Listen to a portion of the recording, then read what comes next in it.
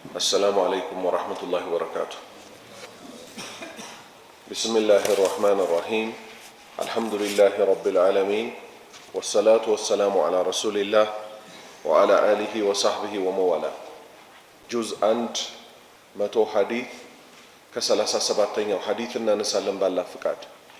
عن أبي هريرة رضي الله عنه أن رسول الله صلى الله عليه وسلم قال الله تبارك وتعالى: أنا أغنى الشركاء عن الشرك من عمل عملا أشرك فيه معي غيري تركته وشركه. رواه مسلم. كأبا هريرة تيزو أمسراتشوني وددلاتشونا أن رسول الله يا الله ملكتنيا صلى الله عليه وسلم يا الله صلاة سلام برساتشو ليهن قال اندهال قال الله آلالو. أبا هريرة نبي والوالا نبي دمو منالو الله آلالو. اندينت حديثوش حديث القدسي يبالالو. يعني يوم يبالا عن أبي هريرة رضي الله عنه أن رسول الله صلى الله عليه وسلم قال بلو نبي كتتا من ناقروت من يبالال حديثا نبوي. نبي يتناقروت حديث يساتشو كتتا ملكت مالتنا. حديث القدسي سيهونج الله انديه آل بلو بساتشو عندبت يسو كتتا نقرو يتقبرال وينم يستلالفال. تبارك ميلو قال ሁለት ትርጉም አለው። ተባረከ የሚለው ቃል ሁለት ትርጉም አለው።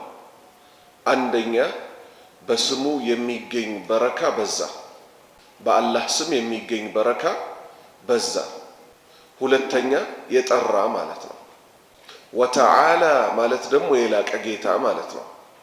ስለዚህ ስናያይዘው ቃል አላህ አሉ ነቢዩ፣ አላህ እኮ አለ ተባረከ በስሙ የሚገኝ በረካ የበዛው ወይንም የጠራው ጌታ፣ ወተዓላ የላቀው ጌታ እኮ እንዲህ አለ።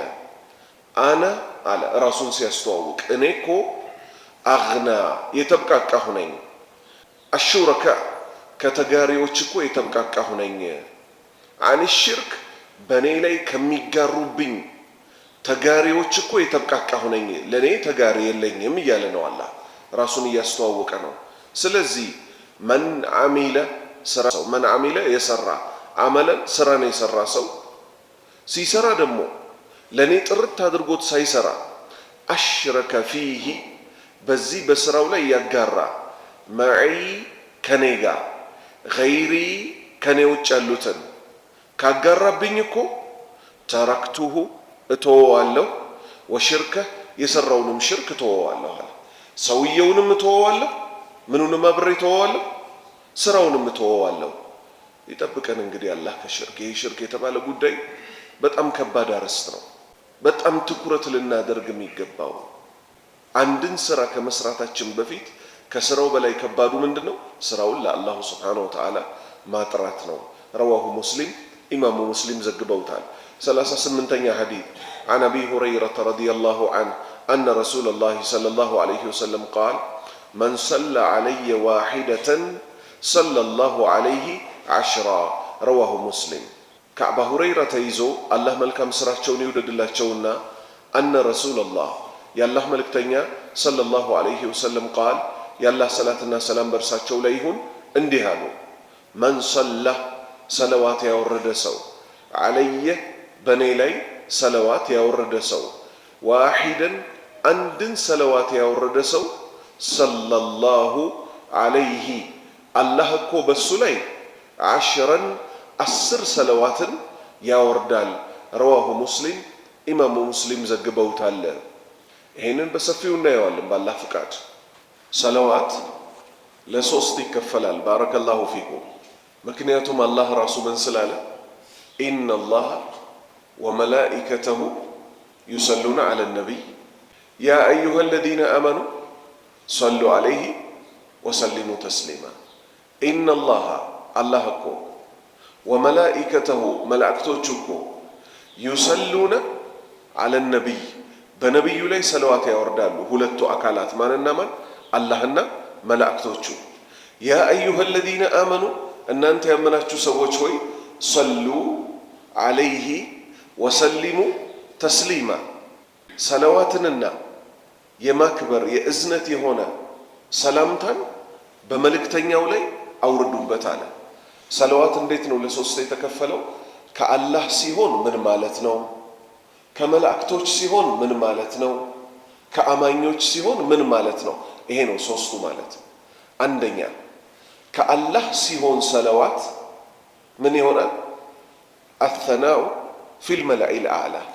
መላኢል አዕላ ማለት የላይኛው ጓዶች ሰማይ ቤት የሚኖሩ መላእክቶች ዘንድ አላህ ያንን አካል ማንን ሰለዋት የተወረደበትን ከአላህ በኩል ከሆነ ያወሳዋል። ማን ዘንድ? የተከበሩ መላእክቶቹ እነ ጅብሪል፣ እነ ሚካኤል፣ እነ መለኩል መውት፣ እነ ኢስራፊል፣ እነ ሐመለቱል ዓርሽ ዓርሽን የተሸከሙት ወመን ሐውለሁ እነሱ ዙሪያ ያሉት ዘንድ ሰባቱ ሰማይ ላይ ያሉት ዘንድ ምን ይሆናል? አላህ ያንን ባሪያ ያወሳዋል። ከባሪያዎቹ ቁንጯቸው የበላያቸው አቻ የሌለው ማን ነው? ነቢዩ ሙሐመድ ሰለላሁ ዐለይሂ ወሰለም ራሳቸው ተናገሩ። ምን ብለው? አነ ሰይዱ ወለዲ አደም ላፈኽር አሉ። ለጉራ አይደለም አሉ። ከአደም ልጆች ሁሉ በላጫቸውና አለቃቸው እኔ ነኝ አሉ። አንድ ስለዚህ ምን አሉ እሳቸው? በእኔ ላይ አንድ ሰለዋት ያወረደ ሰው አላህ በሱ ላይ 10 ያወርድበታል አሉ። ስለዚህ ማውረዱ ጥቅሙ ለማን ነው? ለእሳቸው ነው ወይስ ለኛ? ለራሳችን ነው። ምክንያቱም ካላህ ከሆነ ምን ይሆናል? ልክ አላህ ምን እንዳለው አንድ ባሪያ ለብቻው ካወሳኝ ለብቻዬ በነፍሴ ውስጥ አውሰዋለሁ አለ። በጀማዓ ልክ እንደዚህ አሁን ምን እያደረግን ነው? አላህን መልእክተኛው ዲኑን እያወሳን ነው አይደለም? ከነሱ በበዙ ስብስቦች ደግሞ አወሳቸዋለሁ አለ። የት? መላእክቶች ዘንድ። እነማን ዘንድ? ቁጥራቸው ማይታወቁ ዘንድ። ወደ ሁለተኛው እንምጣ። የመላእክቶች ደግሞ ሰለዋት። መላእክቶች ለአንድ ባሪያ ሰለዋት ሲያወርዱበት እስትግፋር ነው የሚያደርጉለት። ሱረቱ ጋፊር ላይ ካስታወሳችሁ የስተግፊሩነ ሊመን ፊል አርዲ ይላል አይልም? አለዚነ የሕሚሉነ አልዓርሸ ወመን ሐውለሁ አርሽን የተሸከሙትና እነሱ ዙሪያ ያሉት የስተግፊሩነ ምህረት ይለምናሉ። ሊመን ፊል አርዲ በምድር ላይ ላሉት አማኞች። ሁለት አየን። ሶስተኛ ከኛ ሲሆን ዱዓ ነው። አላሁመ ሰሊ ዓላ ሙሐመድ ወዓላ አሊ ሙሐመድ ከማ ሰለይተ ዓላ ኢብራሂም ወዓላ አሊ ኢብራሂም ኢነከ ሐሚዱን መጂድ ወባሪክ ዓላ ሙሐመድ ወዓላ አሊ ሙሐመድ ከማ ባረክተ ዓላ ኢብራሂም ወዓላ አሊ ኢብራሂም ኢነከ ሐሚዱን መጂድ።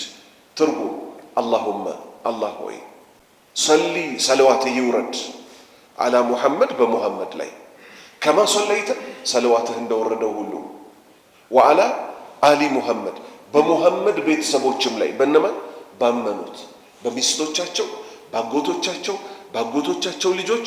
ሌላ ተፍሲር ደግሞ አለ። ኡማውን በጠቅላላ የእሳቸውን ተከታይ ሁሉ የእሳቸውን ሐቅ ብሎ የተከተለ ሁሉ እሳቸው ቤተሰብ ውስጥ ይገባል ሚላል። ሁለት ተፍሲር ነው ያለው። በእነሱ ላይ ይሁን ከማ ሰለይተ ሰለዋትህ እንደወረደው ሁሉ ዓላ ኢብራሂም በኢብራሂም ላይ ወዓላ አሊ ኢብራሂም በኢብራሂም ቤተሰቦች ላይ ኢነከ አንተ እኮ አላህ ሐሚዱን ምስጉነህ መጂዱን የላቅ ጌታ ነህ። አላሁመ ባሪክ አላህ ሆይ ባርክልን ዓላ ሙሐመድ በሙሐመድ ላይ ወዓላ አሊ ሙሐመድ በሙሐመድ ቤተሰቦች ላይ ከማ ባረክተ እንደ ባረከው ሁሉ ዓላ ኢብራሂም በኢብራሂም ላይ ወዓላ አሊ ኢብራሂም በኢብራሂም ቤተሰቦች ላይ ኢነከ አንተ እኮ ሐሚዱን ምስጉነህ መጂዱን የላቅ ጌታ ነህ። ስለዚህ ሶስቱን የሰለዋት አይነቶች አየን። ለዛም ሲባል ነው አላህ ኢነላሃ ወመላኢከተሁ ዩሰሉነ ዐለ ነቢይ ያ አዩሃ አለዚነ አመኑ ሰሉ ዐለይሂ በማን በባለውለታችሁ ላይ ከእናት ከአባቶቻችን በላይ ከአላህ ቀጥሎ ለእኛ እንደሳቸው ባለውለታ የለም። አላህ ምን አለ? አነቢዩ አለ።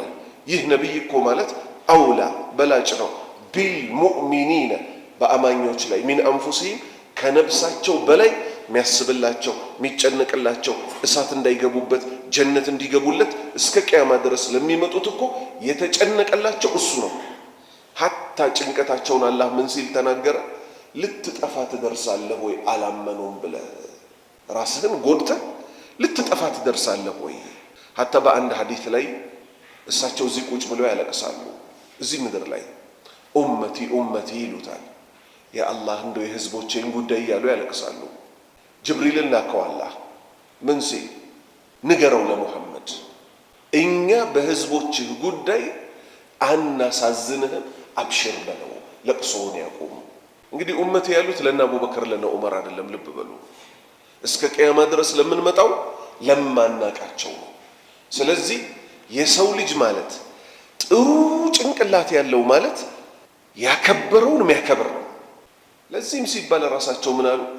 መለም የሽኩሪ ናስ ላ የሽኩሪላህ፣ ሰዎችን ያላመሰገነ አላህን አላመሰገንም አሉ። እሳቸውን ካላመሰገን በእሳቸው ላይ ሰለዋት ካላወረድን አላህን አመስጋኞችም አይደለም። ተራ ሰው እንኳን እዚህ ምድር ላይ የሆነ ውለታ ከዋለልህ አመስግነው ተብሏል። አይደለም እንደሳቸው አይነት ከእሳት ዘላለም ዓለማችንን ነፃ እንድንወጣ የለፉ ሰው ቀርቶ ማለት ነው። የምድሩስ ምድር ነው። የሚቀጥለው ዓለም ላይ ያሉ ሲራጥን ስትሻገሩ እኔ ሲራጥን በዚህኛው በኩል ሆኜ አላሁመ ሰሊም አላህ ወይ ነፃ አውጣልኝ እያል ይሄ ሁሉ ሰው ተሻግሮ እስኪያልቅ ድረስ ቆሜ ያለሁ አሉ። አስቡት፣ የእሳቸው ኡመት ሆኖ ላኢላሃ ኢለላህ ብሎ ግን በወንጀሉ የተነሳ ነው ሲራጥን መሻገር አቅቶት ውድቅ እያለ ሲወድቅባቸው ምን ያህል እንደሚደነግጡ፣ አንዱ ሲያልፍላቸው ምን ያህል እንደሚደሰቱ። ከዚህ በላይ ሸክም ተሸካሚ ያለ? ያን ቀን እኮ ማለት ነው በጣም ከፍጡር አዛኝናት የተባለችው እናት ሁሉ ስታጠባህ ከነበር ትረሳሃለች፣ ትጥልሃለች። የውመ የፊሩ ልመርኡ ሚን አኺህ ወኡሚሂ ወአቢህ ወሳሂበቲሂ ወበኒህ። ነገር ግን እሳቸው አይደለም ሊሸሹ ቆመው እስክታልፍ አላሁመ ሰሊም ይላሉ። ይሄ ሁሉ ሰው እስኪያልፍ እሳቸው ቆመዋል። ደግሞ ታዲያ እኚህ ሰው ላይ ሰለዋት ያልወረደ ማ ላይ ሰለዋት ይወርዳል? አላሁ አክበር። ባይሆን ሰለዋትን በዘመናችን መጫወትን ሰዎች በሌሊትም በቀንም ደግሞ እንቃወማቸዋለን። አላሁመ ሰሊ ማለት አላህ ወይ ሰለዋትህ ይውረድ ማለት ነው። ልክ እንደማለት ነው። አላሁመ ሐቢብ ኢለይና ልኢማን፣ አላህ ወይ እኛ ዘንድ እምነትን የተወደደ አድርገው ስንል ከበሮ፣ ፉጨት፣ ጭብጨባ እንደማናደርገው ሁሉ አላሁመ ሰሊ የተባለው የተከበረው ታላቅ አምልኮ መጨፈሪያ አይደለም፣ መደነሻ አይደለም፣ ሽርክ የሚደባለቅበት አይደለም። ልክ እንደሚሉት ሰዎች ምን አላሁመ ሰሊ አላ ሙሐመድ መገነቢ የሁሉ ቀላቢ ይላሉ። ይሄ ከእሳቸው የጸዳ ነው። እሳቸው የማንም ቀላቢ አይደሉ። ሽርክ ነው። በአላህ ላይ ማጋራት የጀሃነብ ያደርጋል። እሳቸውንም ሲቀልብ የኖረው አላህ ነው። እሳቸው የማንም ቀላቢ አይደሉም። ስለዚህ አደራ በሰለዋት ጉዳይ መንገድም ላይ የትም ቦታ ስንሆን አላሁመ ሰሊ አላ ሙሐመድ ወአላ አሊ ሙሐመድ ከማ ሰለይተ አላ ኢብራሂም ወአላ አሊ ኢብራሂም ኢነከ ሐሚዱን መጂድ ወባሪክ አላ ሙሐመድ ወአላ አሊ ሙሐመድ ከማ ባረክተ አላ ኢብራሂም ወአላ አሊ ኢብራሂም ኢነከ ሐሚዱን መጂድ። አንድ ማሳጠር ለፈለገ ሰው አላሁመ ሰሊ ወሰሊም ወባሪክ አላ ነቢይና ሙሐመድ። ይኸው ጠቀለለ። አላሁመ ሰሊ አላህ ሆይ ሰለዋትህ ይውረድ፣ ወባሪክ በረከትህም ይውረድ፣ አላ ነቢይና በእኛ ነቢይ ላይ ሙሐመድ በመባል በሚታወቁት። ባረከላሁ ፊኩም። ረዋሁ ሙስሊም ኢማም ሙስሊም ዘግበውታል። 39ኛ ሐዲት አን አቢ ሁረይረተ ረዲየላሁ ዐንሁ አነ ረሱለላሂ ሰለላሁ ዐለይሂ ወሰለም ቃል ኩሉል ሙስሊሚ ዐለል ሙስሊሚ ሐራሙ ደሙሁ ወማሉሁ ወዒርዱሁ። ረዋሁ ሙስሊም። ከአባ ሁረይራ አላህ መልካም ስራውን ይውደድለትና አነ ረሱለላህ የአላህ መልእክተኛ ሰለላሁ ዐለይሂ ወሰለም የአላህ ሰላትና ሰላም በእርሳቸው ላይ ይሁን ቃል እንዲህ አሉ። ኩሉል ሙስሊም ሁሉም ሙስሊም ዐለል ሙስሊሚ በሌላ ሙስሊም ላይ እኮ ሐራሙን እርም ነው። ምንም የተፈቀደለት ነገር የለም ሙስሊም በሙስሊም ላይ። ለምሳሌ ሙስሊም ሙስሊምን እንዲያገባ ተፈቅዷል አልተፈቀደም? ሙስሊም ሙስሊምን እቅፍ እንዲያደርግ ተፈቅዷል አልተፈቀደም? ሙስሊም ሙስሊምን እንዲያሳክም እንዲረዳ በፈገግታ ፊት እንዲያየው ተፈቅዷል። እርም የሆነው የትኛው ነው? ደሙሁ ሙስሊም የሙስሊምን ደም ማፍሰስ እርም ነው፣ ክልክል ነው። ወማሉሁ ገንዘቡን በጉልበትም ይሁን ኪሱን በማውለቅም ይሁን በማንኛውም መንገድ አንድ ሙስሊም የሌላን ሙስሊም ገንዘብ መውሰድ አይችልም። ወዒርዱሁ ክብሩንም መንካት አይቻልም። ክብሩንም መንካት አይቻልም። ግልጽ ነው። አፉ በሉኝ። በሽታ ስለሆነ በሽታዋ ራሷ ስሟ መጠቀስ አለበት። ወርጂ የሚባሉት ማህበረሰቦች ሙስሊሞች ናቸው አይደሉም? ሙሉዎቹ ሙስሊሞች ናቸው አይደሉም? ሰዎች ምን ይላሉ ሲቀደዱ? አንድ ወርጂን እኮ አይደለም የሚሳደቡት። ከአንድ ወርጂ ጋር የተጣላ ሰው ራሱ ሰውየው ጋር ችግር ካለበት ይሄ ሰውዬ እንዲያረገኝ ማለት እንጂ ያለበት ወርጂ የሚለውን ስም መጥራት ይጠበቅበታል? ምን ይላሉ ሰዎች? ወርጂ እንኳንስ ለሰው ለአላህም አይበጂ ይላሉ። ኢና ሊላሂ ወኢና ኢለይሂ ራጂዑን። ይሄ ከእስልምና ያስወጣል ንግግሩ። ከዚህ በፊት ይሄን ንግግር የሚናገሩ ሰዎች ካሉ ሊጠነቀቁ ይገባቸዋል። ማንኛውም ማህበረሰብ ውስጥ ችግር አለ። አማራ ውስጥ ችግር አለ፣ ጉራጌ ውስጥ ችግር አለ፣ ስልጤ ውስጥ ችግር አለ፣ ሁሉም ውስጥ ችግር አለ። ጥያቄው ምንድን ነው? ይሄን ችግር ሃይማኖት ያውቃሉ የሚባሉ ሰዎች ከእያንዳንዱ ዘር ገብተው ማስተካከል እንጂ ግዴታቸው አንድን ዘር መጨፍጨፍ ይሄ ሐራም ነው። ያው ላኢላሃ ኢላላህ ያለ ሰው ለአላህ ሆነ አልሆነ? ሆነ እኮ ላኢላሃ ኢላላህ ብለው እኮ ለአላህ ሆነዋል። ጉድለት ካለባቸው ራሱ አስተምሮ ጉድለታቸውን ማስተካከል እንጂ ወርጂ አይደለም ለሰው ለአላህም አይበጅ ማለት ከእስልምና ያስወጣል። ይባላል አይባልም? ወንድሞቼ ወለኔንም በተመለከተ የሚጨረገድ አለ፣ ስልጤንም በተመለከተ የሚጨፈጨፍ አለ። ስልጤ እናቱ ከገጠር ስትልከው ጣራ ላይ ባልሰረቂ ኢለለቂ ነው ምናምን ብለዋለች ይባላል። አጣራው። አንደኛ አንድን ነገር ሲባል ራሱ ከገዛ ማህበረሰቡ ካላጣራ አደጋ ላይ ትወድቃለህ። እናቶቻቸው ምንድን ነው ያሏቸው? ከገጠር ሲልኳቸው ካልሰረቃችሁ አያልፍላችሁም ሲሏቸው ከአንድ ኪስ ሰርቀህ ወደ ሌላ ኪስ ካላስቀመጥክ፣ እቁብ ካልጣልክ፣ ገንዘብህን ካላስቀመጥክ ከስረህ ትቀራለህ እንጂ ያለችው የሰው ብር ሰረቅ ብላ የላከች ስልጤ እናት የለች። ተጣራ ነገሩ።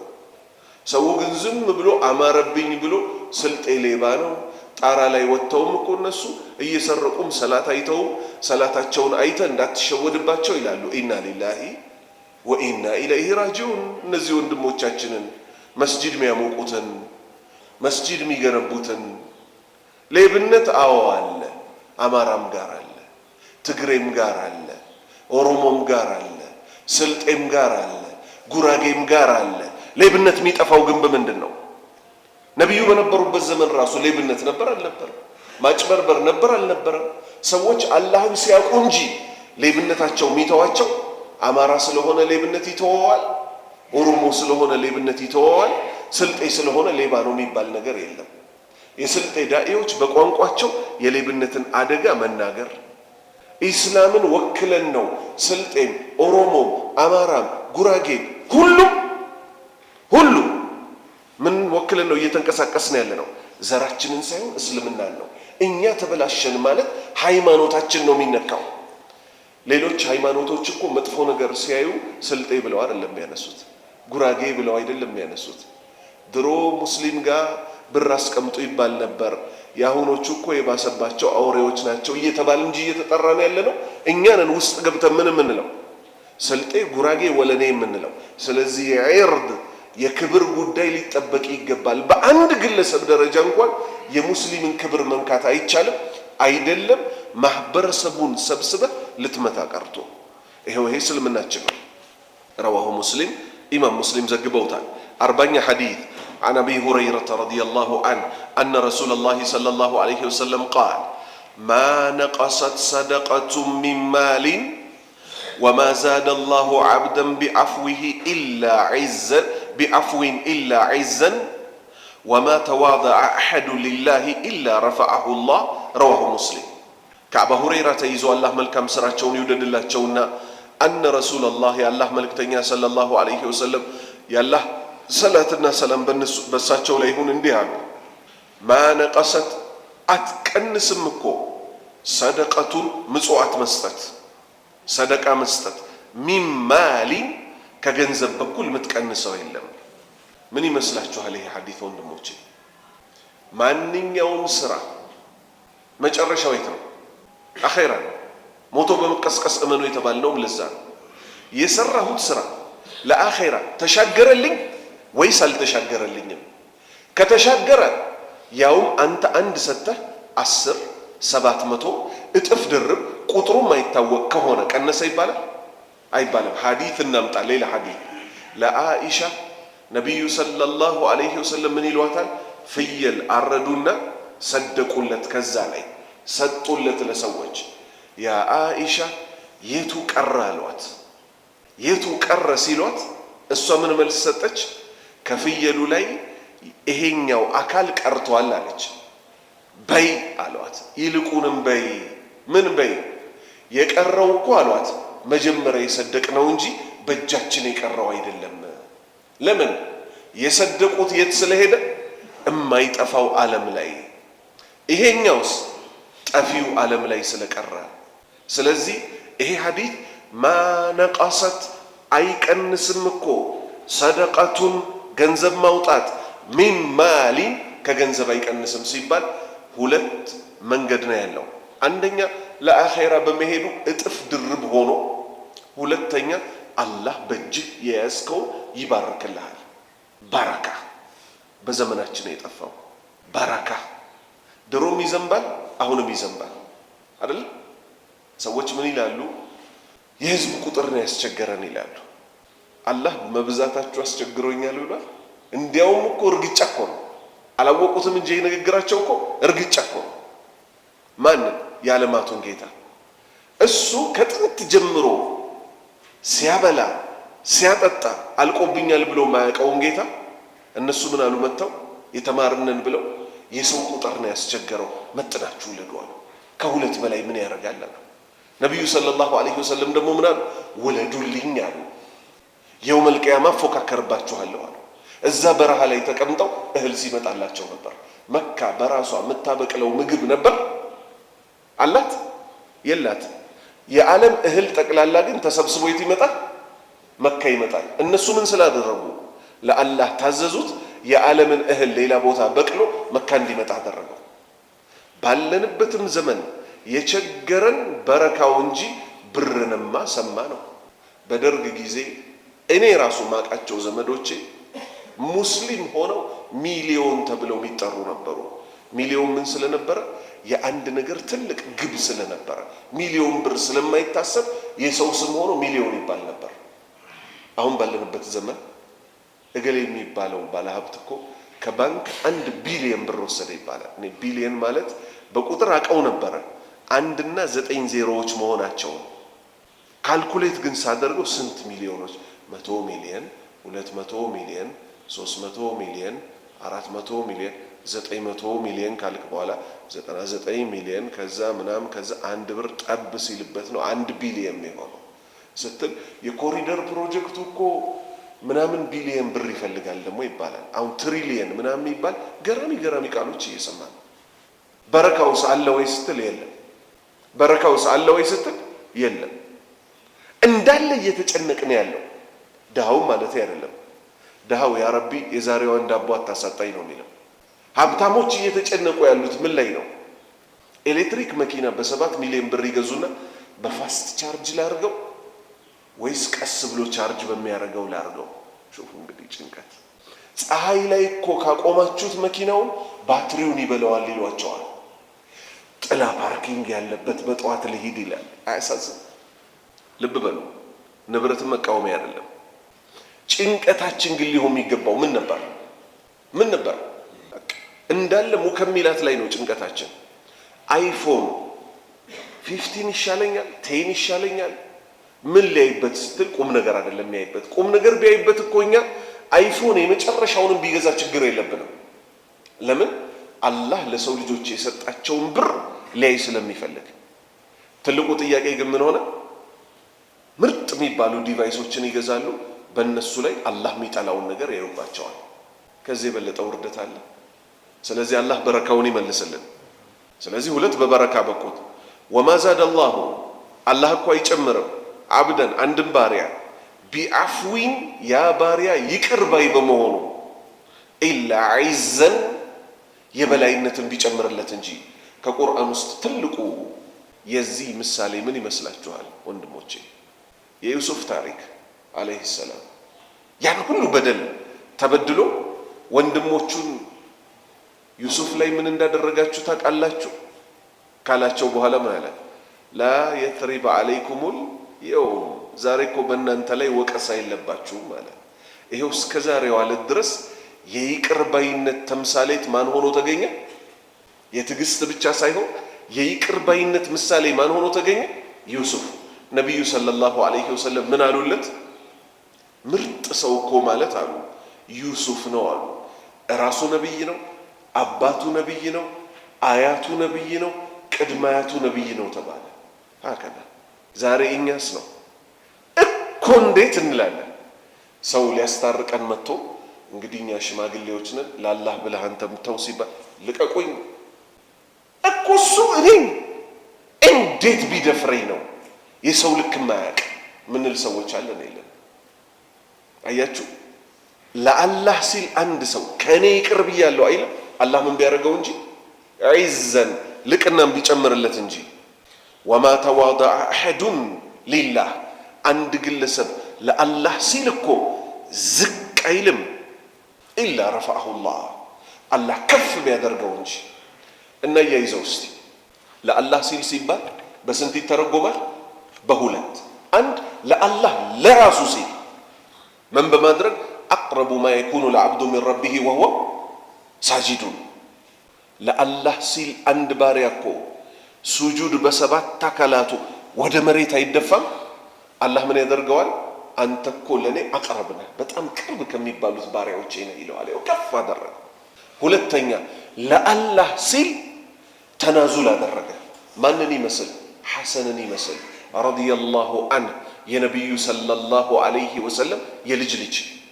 ሸይጧንና መናፍቃን ገብተው ሶሃባዎችን ጦር አማዘው ደም አፋሰዋል። ማን ወደው ልባችንን የሚሰብር ከአላህ ግን የተወሰነ ቀደር በሙአዊያና በአልይ መካከል ሶሃባዎች ጎን ለጎን ተሰልፈው ሰው ናቸውና ሸይጣን አጣልቷቸው ሁለቱም አማኝ ናቸው ተጣልተው ደም ሁሉ ፈሷል። ነቢዩ ሰለላሁ ዐለይሂ ወሰለም ምን አሉ?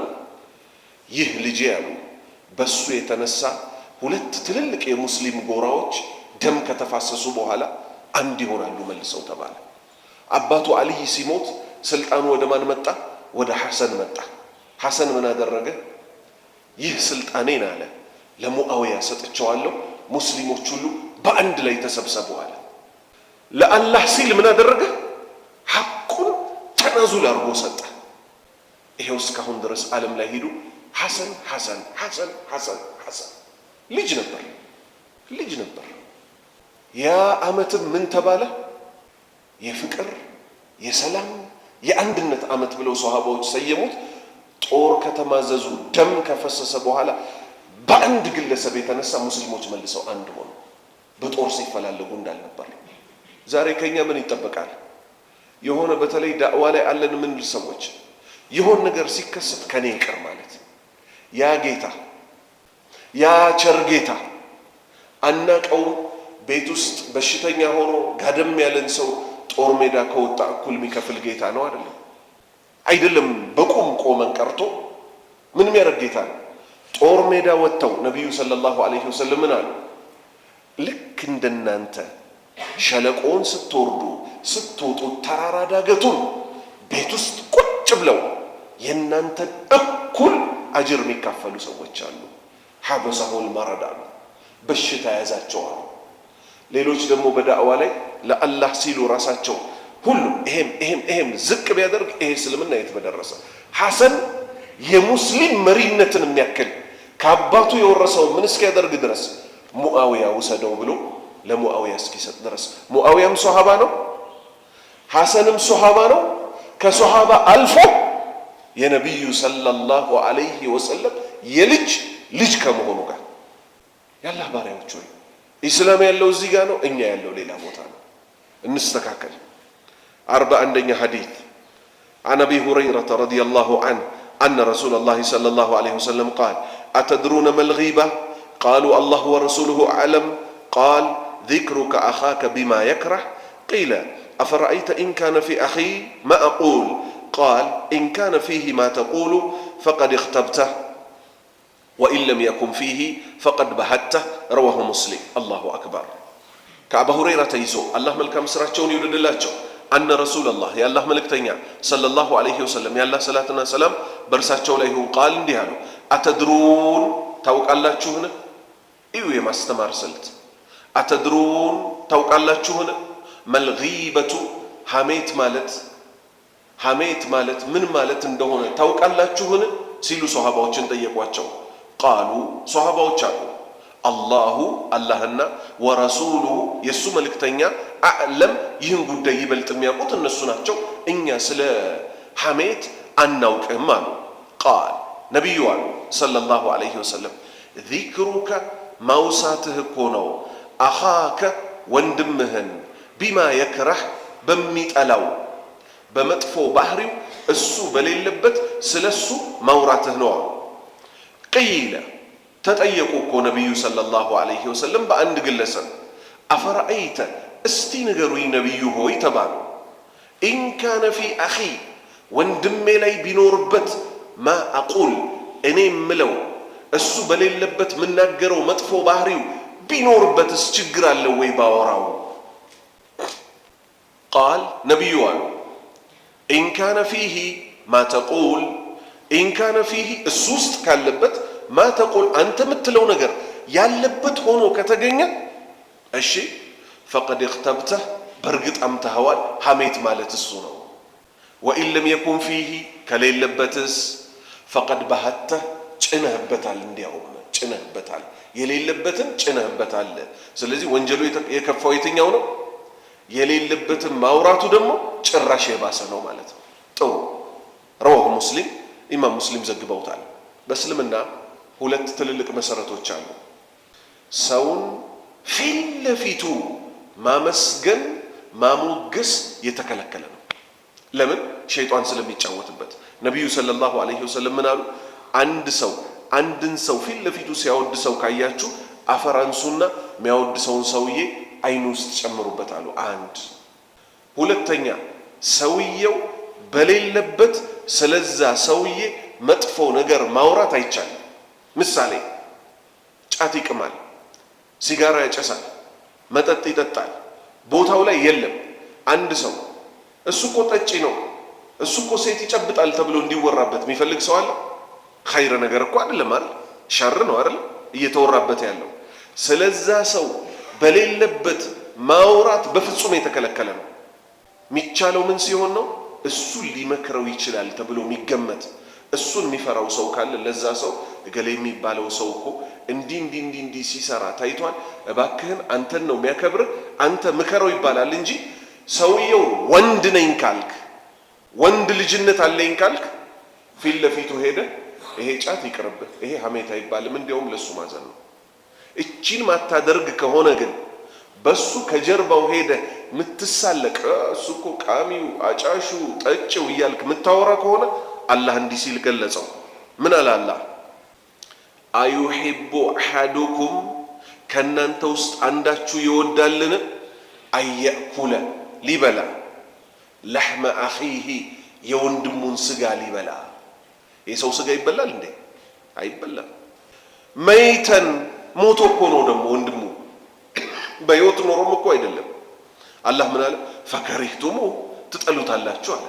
ስለዚህ ወንድምህን ቃሚ ነው አጫሽ ነው እንዲህ ነው እያልክ እሱ በሌለበት ስለ እሱ የምታወራ ሰው ወንድምህን ሞቶ ሬሳ ሆኖ ፈራርሶ እሱን እንዲህ ያደረግክ እንደ ጅብ እንደ መብላት ነው። ትወዳለህ ይሄን ብሎ አላህ ጥያቄ ጠየቀ። አትወዱም ማለት። ስለዚህ ምን አድርጉ? ስለ ወንድሞቻችሁ በፍጹም ከጀርባቸው አታውሩ። ሐሜት ከትልልቅ ወንጀሎች ውስጥ ነው።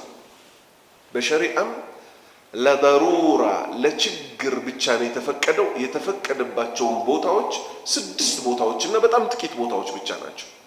ከዚህ ውስጥ አንዱ በምሳሌ ስለሆነ የሚገባው ፋጢማ የተባለችን ሴት 3 ሰዎች ጠየቋት።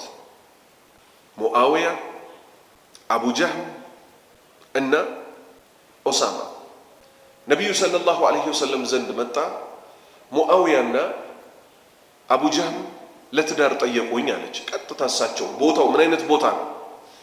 ጉድለታቸውን ካልነገሯት ዘላ ልትገባ ነው አይደል? ትዳር ውስጥ ገብታ ችግር ሊፈጠር ነው አይደል? ስለዚህ ምን አሏት? ሙአዊያ ገንዘብ የለውም አሏት፣ አያኖርሽም። ስለዚህ ስለ ሰው ስንጠየቅ በዚህ መልክ ማውራቱ እንዲያውም ግዴታ ነው፣ ችግር የለውም። ልብ በል።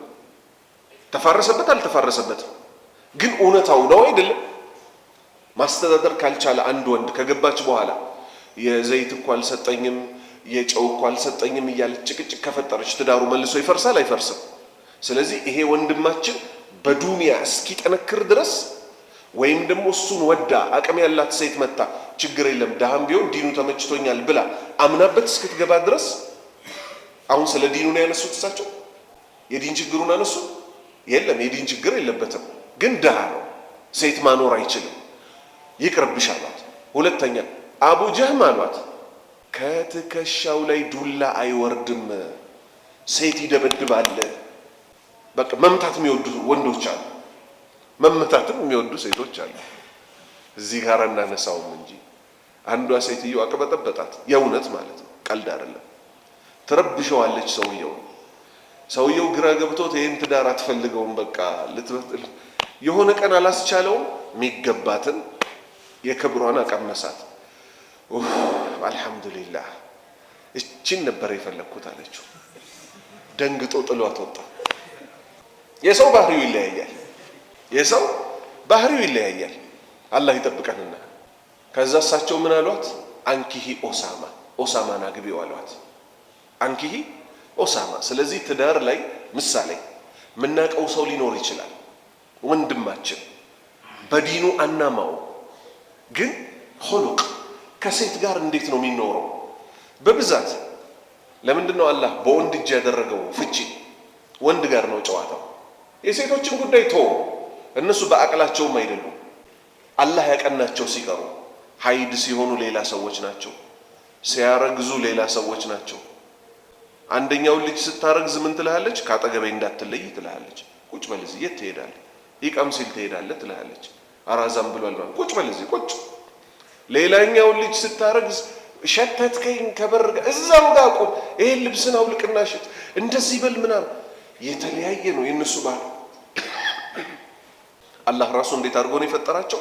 እንዲህ አድርጎ ነው የፈጠራቸው።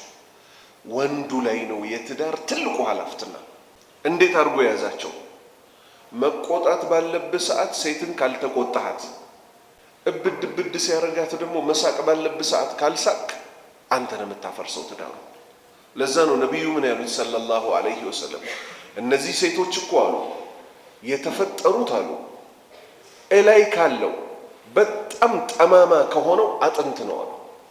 አንዳንድ በሽተኛ ሰዎች አሉ እንዲህ አይነቱን ሐዲት ሲያወሩ አይ ሊባል የፈለገ እንደዚህ የሚባል ነገር የለም። የፈጠራቸው እንዴት እንደፈጠራቸው ያውቃል። እንዴት ብለን መጠቃቀም እንዳለብን ከነሱ ነግሮናል። ነቢዩ ምን አሉ ሰለላሁ ዐለይሂ ወሰለም፣ ከጎድን አጥንት ነው የተፈጠሩት፣ እታች ካለው ሳይሆን እላይ ካለው መጣመሙ በደንብ ከበዛው ነው አሉ። ስለዚህ ባለበት ተጠቅማሉ። ባለበት አቃናዋለው ብትል ተሰብረዋለህ አሉ፣ ታፈርሰዋለህ። እንደ ጸባይዋ በቸርነት አስተንፍሳት፣ ቸርሁን ለቤትን። ከዛ ወይ ሰውየው እኮ ቸር ነው ትላለች።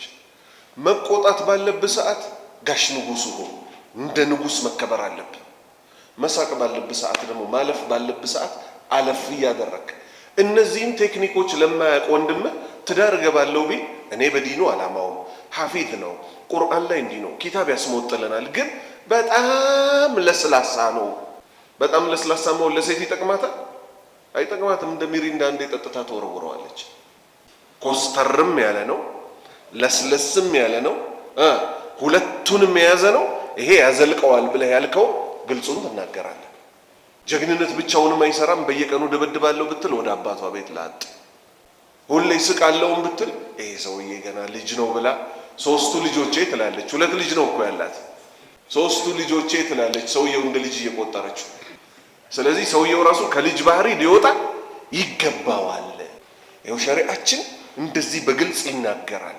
ሁለተኛ ምሳሌ ሂንድ የተባለችው የአቡ ሱፊያን ሚስት።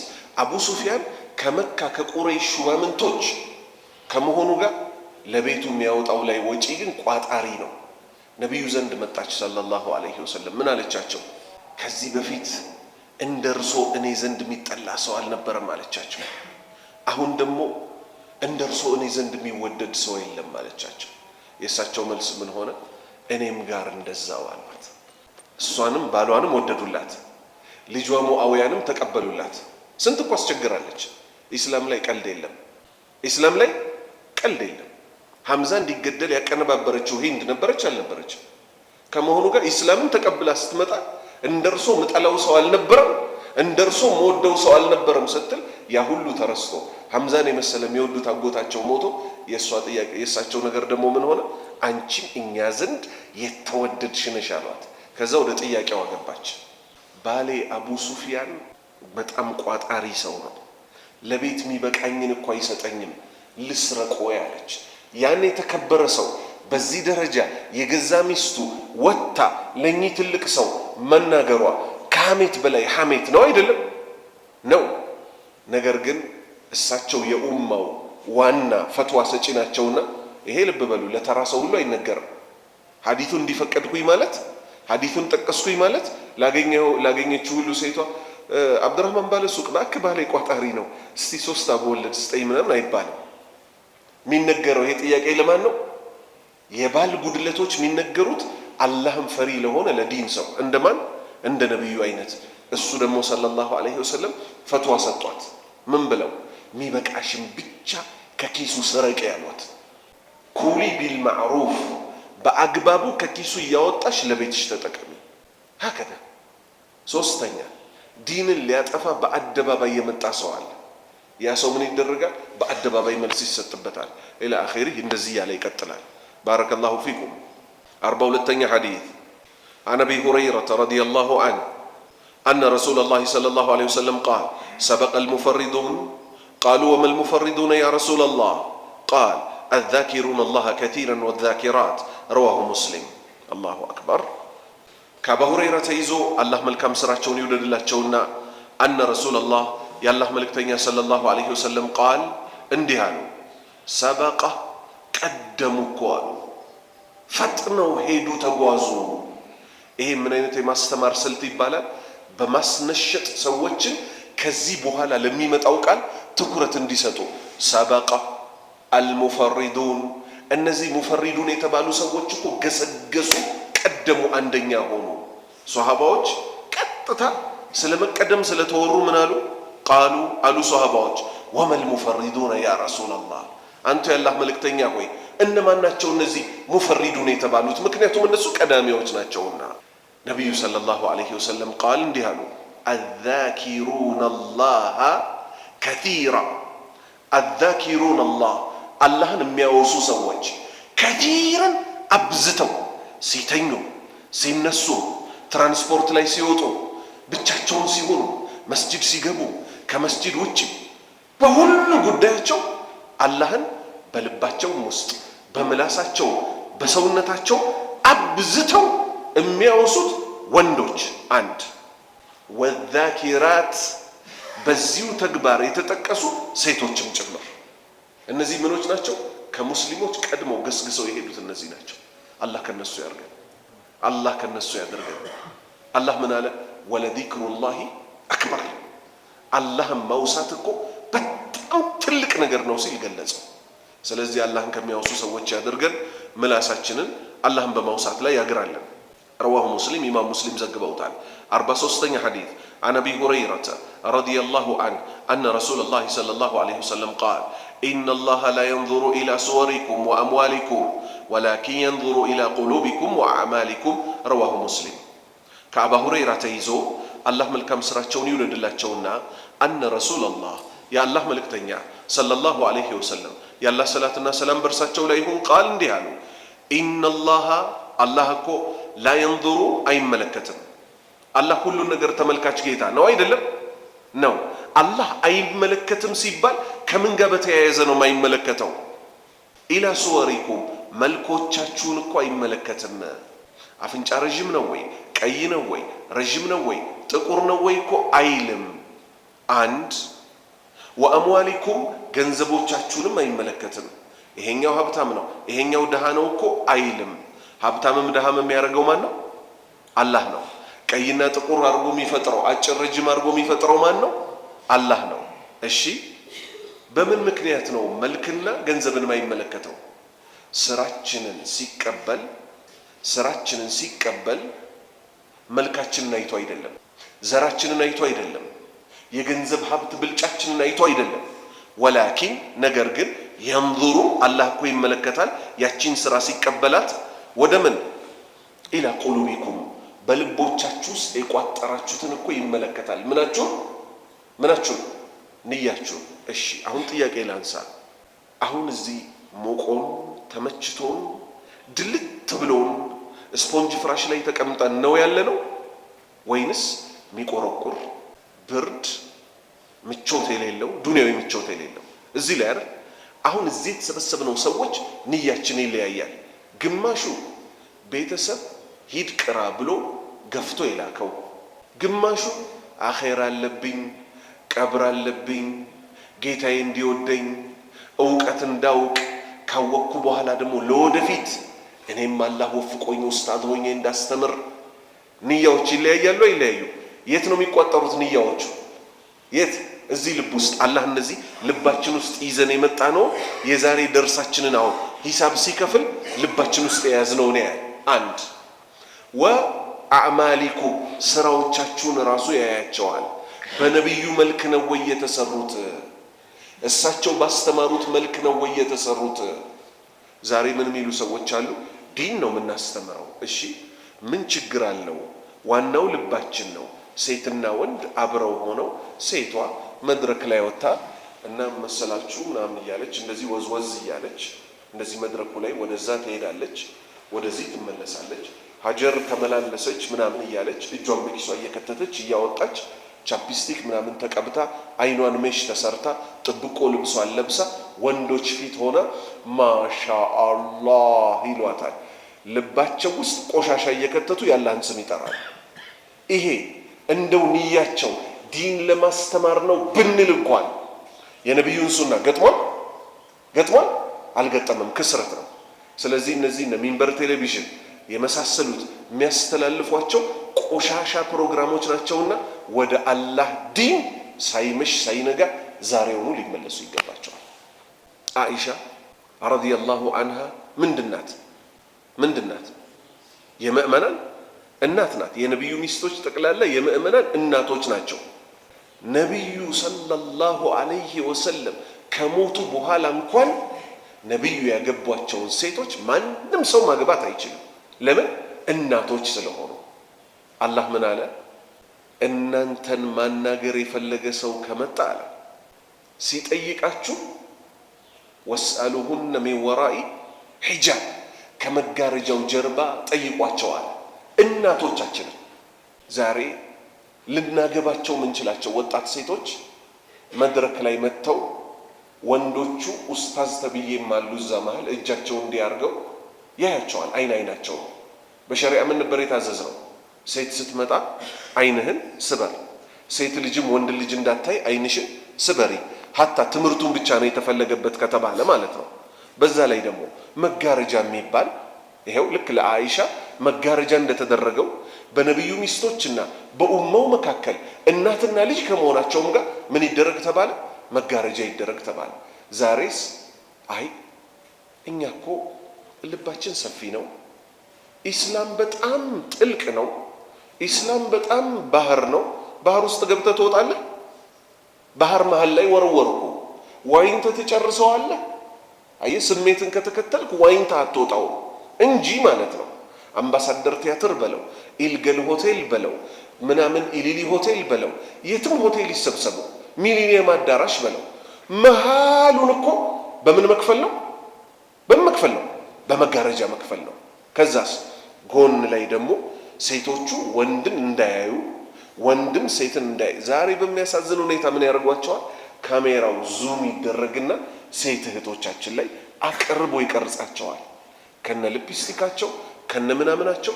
ከዛ ወንድ ልጆች ሲያዩ ሱብሃንአላህ ያላህ አፈጣጠር ነው የሚሉት በቪዲዮ ሲያዩቸው፣ ወይስ ወንዶቹ እንትናቸው ይነሳሳል? መልሱ። ይሄንን ምን ይሉታል? ኢስላም ዘመናዊ ሃይማኖት ነው፣ አንድ ስቴፕ ወደፊት እናስኬደዋለን ይላሉ። መች ቀረና ነው ወደኋላ ወደፊት እናስኬደው የሚሉት? ኢስላምን እየተራገጡ እኮ ነው። እርግጫ ስድብ እኮ ነው። ኢስላማችን ሴት ልጅ ዙም ተደርጋ የምትቀረጽበት አይደለም። ወንድና ሴት የሚደበለቅበት አይደለም አበደን። ይሄ አላህን መፍራት ሳይሆን አላህን ማመጽ፣ የአላህን ድል ሳይሆን የሚያስገኘው የአላህን ውርደት ነው የሚያስገኘው። ይሄው እህቶቻችን ከላይ ያሉ በቆርቆሮ እነሱ ያዩናል፣ እኛ እናያቸዋለን? አናያቸውም። ሴቶቹ ምን ሊመስሉ ይችላሉ፣ ወንዶቹ ምን ሊመስሉ ይችላሉ ሳይባል ቂርአታችንን እንቀራለን፣ እኛ እንወጣለን። እኛ ወጥተን ስንጨርስ እህቶቻችን ደግሞ ይወጣሉ። በዚህ መልክ ዲኑ ይከበራል። ስለዚህ ንያም ብቻ አይደለም አላህ የሚያየው፣ ምንን ጭምር ያያል? ተግባር ስራን ያያል።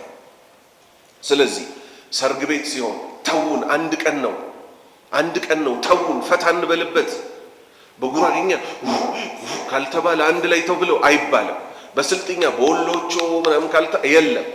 በጎጃምኛ እስክስታ ምናምን ካጎቴ ልጅ ጋር እስክስታ ሳልን ይሄን ሰርግማ ምኑን ሰርግ ነው አይባል። ይሄ የሰይጣን መንገድ ነው። የሰርግ ቀን ለቅሶ ልናደርገው ነው ወይ? ማን ለቅሶ አደረገው? ባረከላሁ ለኩማ ወባረከ አለይኩማ ወጀማዐ በይነኩማ ፊል ኸይር።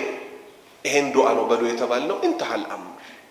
ስለዚህ አላህ ስራ ስንሰራ መልካችንንና ገንዘባችንን አይመለከትም። ነገር ግን የንظሩ ኢላ ቁሉቢኩም ወአዕማሊኩም፣ ልባችሁ ውስጥ የቋጠራችሁትን ንያ ሲደመር በተግባር የምትሰሩትን ጌታ አላሁ ሱብሓነሁ ወተዓላ ያያል። رواه مسلم إمام مسلم زجبوتا 44 حديث عن أبي هريرة رضي الله عنه أن رسول الله صلى الله عليه وسلم قال لا تجعلوا بيوتكم مقابر إن الشيطان ينفر من البيت الذي تقرأ فيه سورة البقرة. رواه مسلم.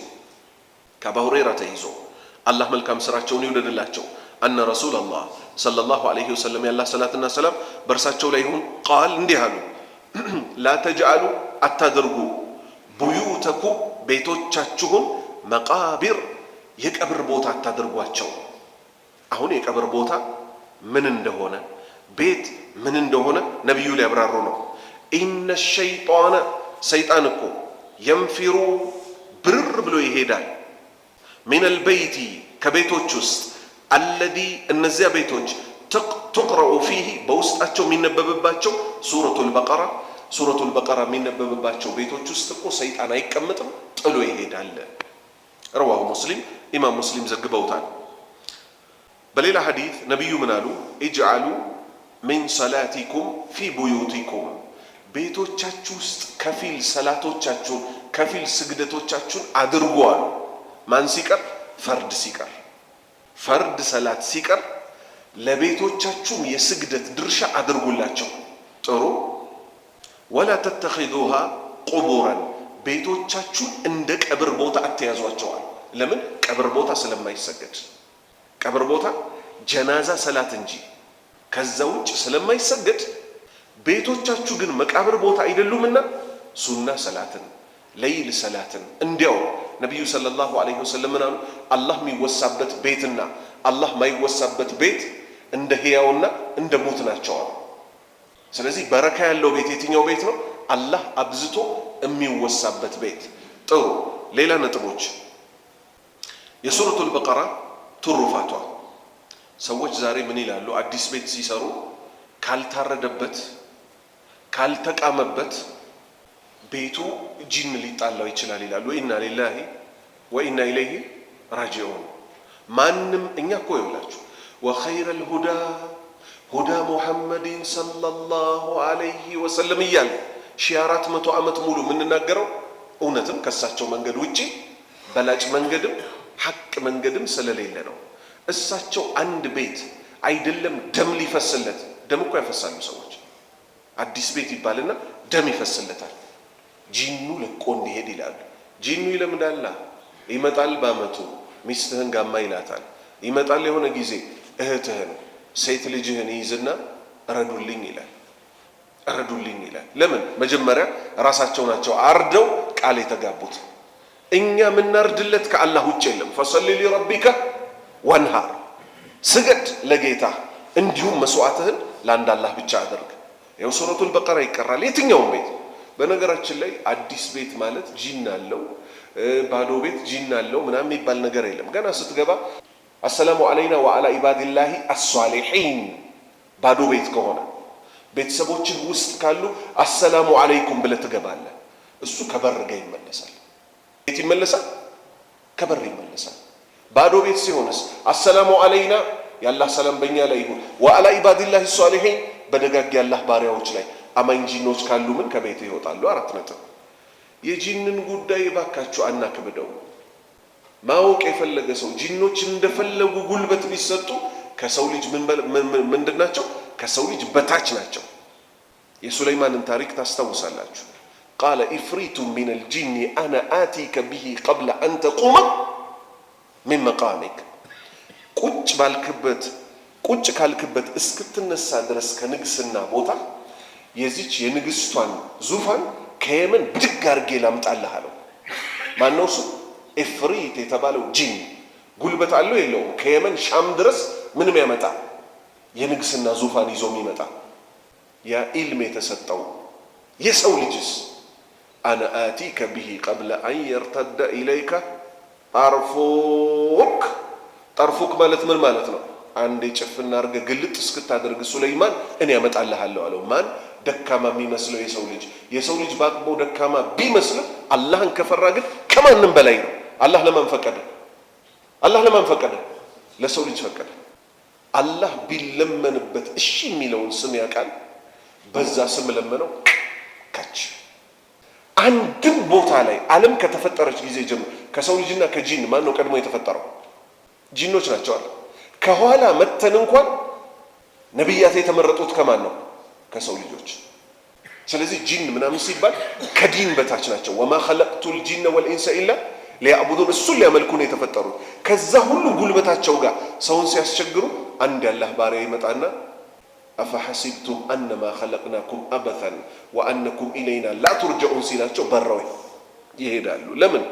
ይሄን ሐቅ የተሸከመው የሰው ልጅ ጂኖችን ማባረሪያ ኃይል ተሰጥቶታል እንጂ ለጂን ማረድ፣ ንፍሮ ለነሱ መድፋት የመሳሰለው ይሄ ባርነት ነው። ለጂን ለመላኢካ ያልተፈቀደ ባርነት ለጂን ባሪያ እንሆናለን ማለትን አያሲዝም። 45ኛ ሐዲስ عن أبي هريرة رضي الله عنه أن رسول الله صلى الله عليه وسلم قال لا يدخل الجنة من لا يأمن جاره بوائقه رواه مسلم.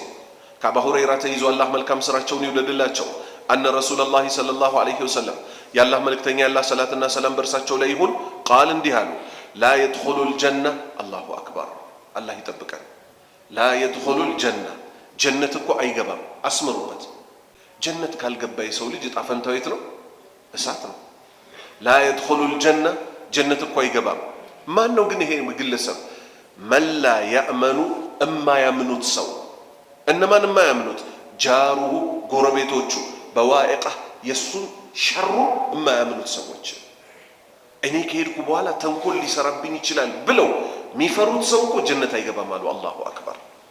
ምሳሌ ጥሩ ግለሰብ ከሆነ ሰውየው ለስራ እነሞር ደርሼ ልመጣ ነው፣ እንግዲህ አደራ የቤተሰቦቼን ነገር ልጄን ጎረምሳውን ደግሞ ውጪ ካየኸው አደራ እስኪባልም የማይጠብቅ ስንት ጥሩ ሰው አለ የለም?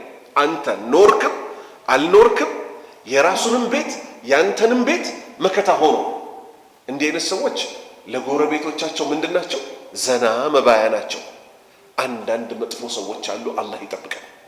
አንተ እግር ወጣ ሲል ያንተን ሚስት ብለው የሚጣሩ ብለው ልጅህ የሚጠቅሱ እነዚህን ሰዎች ከጎረቤት ውስጥ የሚያቀያቃቸዋል። ከዛስ እኔ እኮ ክፍለ ሀገር ሄጄ የሆነ የምሰራው ስራ ነበር፣ ግን ጥዬ ሄጄ በኋላ አጥሬን ችካሉን ቢነቅልብኝስ አሉ እኮ ባለጌ ሰዎች።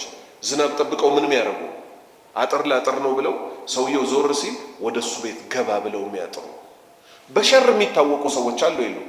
ጎረቤት አይደለም ሸር ልትሰራበት ነብዩ ሰለላሁ ዐለይሂ ወሰለም ምን አሉ? የጎረቤት ሐቅ ብለው ሲናገሩ ቤትህ አጥር ላይ መጥቶ ዛፍ ቢተክል እንዳትከለክለው አሉ። አላሁ አክበር።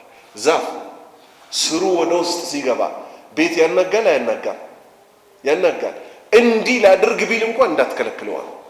አቡ ሁረይራ ይሄን ሐዲስ ሲናገር ራሱ እኔ ከነብያችሁ ነው የሰማሁት ዝም ብዬ ላስተላልፍበት እንዳትቃወሙ አለ። ከባድ ስለሆነ የጎረቤት ሐቅ ይሄን ያህል ሆኖ ሳለ ሞቶ እንኳን ዘና የሚልብህ ሰው ልትሆን ይገባል። በቃ እኔ ብሞት ጎረቤቶቼ ልጆቼን ያሳድጉልኛል፣ ይድሩልኛል፣ አደራ ካላህ በታች ምሰጣቸው ናቸው መባል መቻል እንጂ ያለብህ በህይወት እያለ አኽላቅህን ስነ ስርዓትን ሳታስተካክል እንዲህ አይነት ምትፈራ ሰው ከሆንክ ጀነት ባንተ ላይ እርም ነው። ስለዚህ አኽላቅ ለስንት ይከፈላል? ለሁለት። አልአኽላቅ መዐል ኻሊቅ፣ አልአኽላቅ መዐል ኸልቅ። ከፈጣሪያችን ጋር ያለን ስነ ስርዓት መስገዱ፣ መጾሙ፣ እሱም በቀንም በጨለማም በድብቅም መፍራቱ በግልጽም መፍራቱ። ሁለተኛስ ከጎረቤቶቻችን ከቤተሰቦቻችን ጋር ከመሳሰሉት ጋር አኗኗራችንን እናሳምር። 46ኛ ሐዲስ عن أبي هريرة رضي الله عنه أن رسول الله صلى الله عليه وسلم قال أقرب ما يكون العبد من ربه وهو ساجد فأكثر الدعاء رواه مسلم كأبا هريرة تيزو الله ملكم سراچون يوددلاچو أن رسول الله يا الله ملكتنيا صلى الله عليه وسلم يا الله صلاتنا سلام برساچو ላይ ይሁን قال እንዲህ አሉ أقرب በጣም ቅርብ የሚሆነው ما يكون العبد عند الله ባሪያ من ربه እጌታው ዘንድ وهو ساجد እሱ ሱጁድ ላይ ሆኖ ሳለ ነው። የቅድሙ ሐዲታችን ምን አሳልፈናል? وما تواضع أحد لله አንድ ያላህ ባሪያም ለአላህ ሲል በሰባቱ የሱጁድ አካላቱ ساجدا لله مريم من አላት? يا مريم اقنتي لربك واسجدي واركعي مع الراكعين من ስላደረጋት يا مريم إن الله اصطفاك وطهرك واصطفاك على نساء العالمين አንቺ መርየም ሆይ አላህ እኮ መረጠሽ ወደደሽ ከዓለማት ሴት ሁሉ አስበለጠሽ። ስለዚህ ምን አድርጊ ያ መርየሙ አንቺ ደግሞ ቢልሙቃቢል በተገላቢጦሹ ምን አድርጊ ወስጁዲ ስገጂ ወርካዒ ተጎናበሺ ማአራኪኢን ከሰጋጆች ጋር። ይሄው አንድ ያላህ ባሪያ አቅረቡ ማ የኩኑ ልዓብድ ሚን ረቢ ወደ ጌታችን የምንቃረብበት ብዙ የሥራ አይነቶች አሉ። ለእናት መልካም መዋል፣ ለጎረቤት ጥሩ መሆን፣ የሙዝ ልጣጭ አንስቶ ጥግ መጣል። ከዚህ ሁሉ ግን በላጩ ወደ አላህ መቃረቢያ ምንድን ነው? ለአላህ ብለህ በሰባት የሱጁድ አካላትህ ሱጁድ ስታደርግ ነው። ሰላት መቃሙሃ ዐዚም። ነቢዩ ሰለላሁ ዐለይሂ ወሰለም ምን አሉ? ለይለተል ኢስራ ወልሚዕራጅ በሌሊቱ ጉዞ ስጓዝ አሉ የት ሰባት ሰማይ አቋርጠው ሰላት ይዤ ስመጣ ቀይ አፈር ቁልል በነበረበት ቦታ ሳልፍ ሙሳን ቀብር ውስጥ አየሁት አሉ። አላሁ አክበር። ሙሳን ምን ውስጥ? ቀብር ውስጥ። ወሁወ ቃኢሙን ዩሰሊ ፊ ቀብሪሂ አሉ። ቀብሩ ውስጥ ሆኖ ቆሞ እየሰገደ አየሁት አሉ። ሞቶ እንኳን የሚያከብረው ትልቅ አምልኮ ስለሆነ ሞቶ ሰሂህ ሙስሊም የዘገቡት ሐዲስ ነው። ሞቶ ቀብር ውስጥ ይሰግደዋል። ምንን? ስግደትን። የትኛውን አምልኮ? ታላቁን አምልኮ። እኛ ዛሬ በህይወት ኖረን እምቢ የምንል ሰዎች ያለናለን። ቤተሰብ በግፊ እንደማይሰራ መኪና ተገፍተን ወደ መስጂድ የምንመጣ ሰዎች አለን። ሰላት መጀመሪያ ሂሳብ የሚሰራው የቂያማ ቀን እሱ ነው። ከሰላቶች ሁሉ ከፈርድ ሰላት ቀጥሎ በላጩ አሉ ነቢዩ ሰለላሁ ዐለይሂ ወሰለም የሌይል ሰላት ነው አሉ። ምን ስለሆነ የሌይል ሰላት? ተተጃፋ ጁኑቡሁም ዐኒል መዳጂዕ የድዑነ ረበሁም ኸውፈን ወጠመዓ ወሚማ ረዘቅናሁም ዩንፊቁን ወቢልአስሃሪ ሁም የስተግፊሩን የብኩን ሊልአዝቃኒ ሱጀዳ። አላሁ አክበር። እነዚህ ሁሉ አማኝ የሚወሰፍባቸው ናቸው። አስቡት፣ የሰው ልጅ ከተኛ በኋላ መቀስቀስ ይፈልጋል ጭርስ አርጎ ሲነሳ እንጂ ከዛች ከምትጣፍጥ እንቅልፍ። እነሱ ግን የሚቀሰቅሳቸው አላርም አለ፣ ሌላ አላርም። ይሄኛ ለፈጅር የሚቀሰቅሰን አላርም አይደለም። እነዛ ውድ ቁጥር አንድ የሱ ባሪያዎች አላህ ከነሱ ያርገን። ተተጃፋ ጁኑቡሁም ጎኖቻቸው ይርቃሉ። ሌሊት ቤቱ ይቀዘቅዛል። ብርድ ልብስ ውስጥ ብቻ ነው ሙቀት ያለው። ያቺ ብርድ ልብስ በሆነች ሳይድ ስትገለጥ እንኳን ተለበልባለች ቅዝቃዜዋ። እነሱ ግን ሙሉ ለሙሉ ይገልጡታል።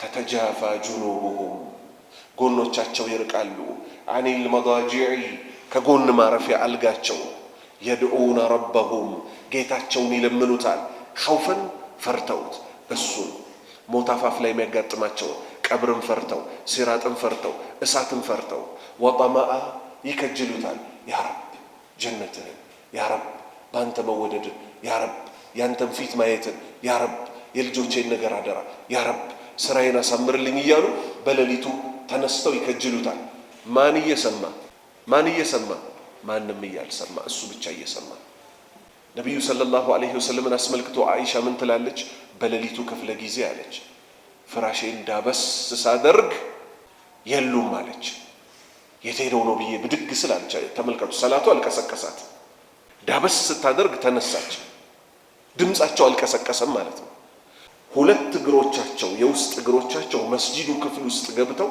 ቤቷ ጠባብ ስለነበረች ሱጁድ ላይ ሆነው አላህን እንዲህ ብለው ሲለምኑት ሰማሁ አለች اللهم إني أعوذ برضاك من سخطك وبمعافاتك من عقوبتك وبك منك لا أحصي ثناء عليك أنت كما أثنيت على نفسك الله أكبر ميغرم أف ميغرم قال اللهم الله إني أعوذ برضاك إني كنت أبقى له بودته من سخطك كانت قطع وبمعافاتك بيكر باينته من عقوبتك بانت كمياس بانت كمقطعت بيكر باينته تطبق له وبك كانت منك بانت تطبق له لا احصي قطري زرزري الچلم كومن ثناء عليك انت مودس انت كما اثنيت على نفسك انت كون نفسك انداودس كون بليل انقص الله من على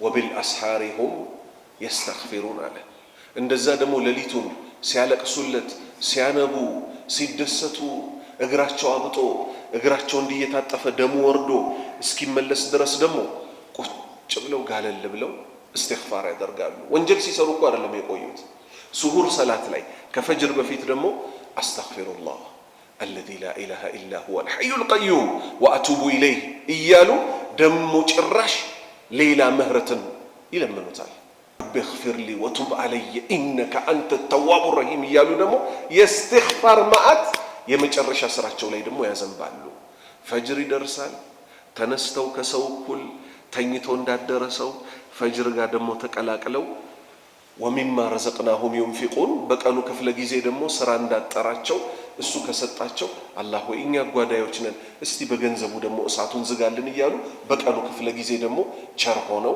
ያወጣሉ هكذا دائما صفاته ስለዚህ اقرب ما يكون العبد من ربه وهو ساجد ስለዚህ እናንተ ለአላህ እንዲህ ብላችሁ እኮ ዝቅ አትሉለትም እሱ ከፍ አድርጓችኋልና ለምኑት እዛ የተከበረ ቦታ ላይ ሆናችሁ አክብሯችኋል ባከበራችሁ ሰዓት ላይ በሉት የዱንያ አኺራ ጉዳያችሁ ለምኑት እሱም ይቀበላል فاكثروا ابزوا الدعاء ጸሎትን 47ኛ حديث عن ابي هريره رضي الله عنه ان رسول الله صلى الله عليه وسلم قال من سلك طريقا يلتمس فيه علما سهل الله له به طريقا الى الجنه رواه مسلم كابو هريره تيزو الله መልካም ስራቸውን ይወደድላቸው ان رسول الله يا الله መልእክተኛ صلى الله عليه وسلم يا الله ሰላትና ሰላም በርሳቸው ላይ ይሁን قال እንዲህ አሉ من سلك የገባ ሰው ሱሉክ ማለት ምን ማለት ነው መጓዝ ለንግድ ይጓዛል ሰው ለዱንያ ትምህርት ይጓዛል ሰው